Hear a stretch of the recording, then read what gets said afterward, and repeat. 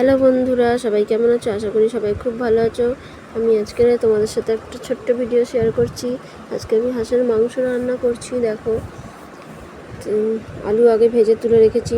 এবারে কড়ার মধ্যে গোটা গরম মশলা, তেজপাতা আর পেঁয়াজ দিয়ে পেঁয়াজটাকে একটু হালকা লাল লাল করে ভেজে নিয়েছি। এবারে এর মধ্যে দিয়ে দিলাম বাটা মশলা। এর মধ্যে রয়েছে আদা, রসুন আর শুকনো লঙ্কা বাটা। তো এর মধ্যে একটু বাটা মশলা, একটু নুন দিয়ে দিলাম, একটু হলুদ দিয়ে দিলাম, দিয়ে এবারে ভালো করে মশলাটা নেড়ে চেড়ে নেব। আমাদের বাড়িতে মশলা খুবই কম দেওয়া হয়, কেননা ছোটো বাচ্চা আছে, 4টে বাচ্চা খাবে। আলাদা করে আর রান্না হয় না ওদের জন্যে, মাংস একসাথেই রান্না হয়, সেই কারণে মশলাটা একটু কম করে দেওয়া হয়। ঝালটাও একটু কম থাকে, নর্মাল থাকে। তো এবারে ভালো করে মশলাটা আমি কষিয়ে নিচ্ছি। মশলা থেকে তেল ছাড়তে শুরু করেছে। মশলা কষানো আমার প্রায় কমপ্লিট। দেখো, এবারে এর মধ্যে দিয়ে দেবো আমি মাংসগুলো, তুলে দেবো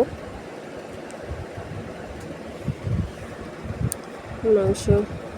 হাঁসের মাংস, দেখো, বাড়ির হাঁসের মাংস খুবই টেস্ট। হাঁসের মাংস খেতে তোমরা যারা হাঁসের মাংস পছন্দ করো কমেন্ট করে জানিও।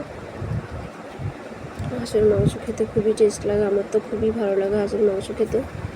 এবারে ভালো করে মশলাটা আমি মাখিয়ে নেব। মাংসের সাথে মশলা মাখানো হয়ে গেছে। এবার আমি এর মধ্যে একটু জিরে গুঁড়ো অ্যাড করব।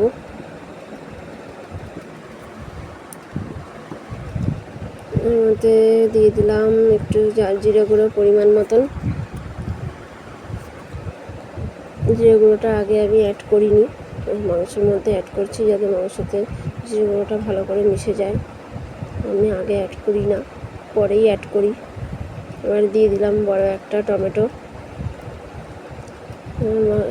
মশলা কষার মধ্যে আমি জল দেব না, টমেটোর থেকে যে জলটা বেরোবে তাতেই মাংস কষা হবে। চাপা দিয়ে দিয়েছিলাম, ঢাকাটা তুলেছি, তুলে এবারে দেখো মাংসটা কষা হচ্ছে। আবার আমি একটু নেড়ে চেড়ে আবার কিছুক্ষণের জন্য ঢাকা দিয়ে দেব। আবার ঢাকা দিয়ে দিলাম, আবার খানিক বাদে ঢাকাটা তুলেছি।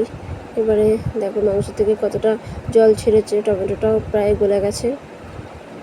তো এবারে আবার কিছুক্ষণ নেড়ে আবার চাপা দিয়ে দেবো কিছুক্ষণ, মাংসটা ভালোভাবে যাতে আর একটু কষা হয়ে যায়। আবার কিছুক্ষণ বাদে ঢাকা তুলেছি। দেখো এবারে আমার কষা পুরো রেডি। মাংসটা জলটা পুরো টেনে নিয়েছে, তেল বেরোচ্ছে, হালকা তেল ছেড়ে দিয়েছে। এবারে এর মধ্যে আলুটা ভেজে তুলে রাখা আলু অ্যাড করব। ভেজে তুলে রাখা আলু অ্যাড করে আলুর সাথে মাংসটা ভালো করে মশলা দিয়ে মাখিয়ে নেব। আলুটা ভালো করে মাখানো হয়ে গেছে। এবার আমি গ্যাসটা বন্ধ করে দিয়েছি। মাংসগুলো আমি প্রেশার কুকারে তুলে দেবো। প্রেশার কুকারেই রান্না করব, কেননা অনেকটা বেলা হয়ে গেছে, তাড়াতাড়ি রান্না হয়ে যাবে। তার উপরে বাচ্চারাও খাবে, সেই জন্যে প্রেশার কুকারেই করব, যাতে মাংসটা ভালোভাবে খুব সুন্দর সেদ্ধ হয়ে যায়, বাচ্চারা খেতে পারে। তাড়াহুড়ো করছি, অনেক বেলা হয়ে গেছে, সেই জন্যে মাংস কেটে পরিষ্কার করে মশলা করে রান্না করতে করতে প্রায় অনেকটাই বেলা হয়ে গেছে। 2:30 3টে মতন বেজে গেছে।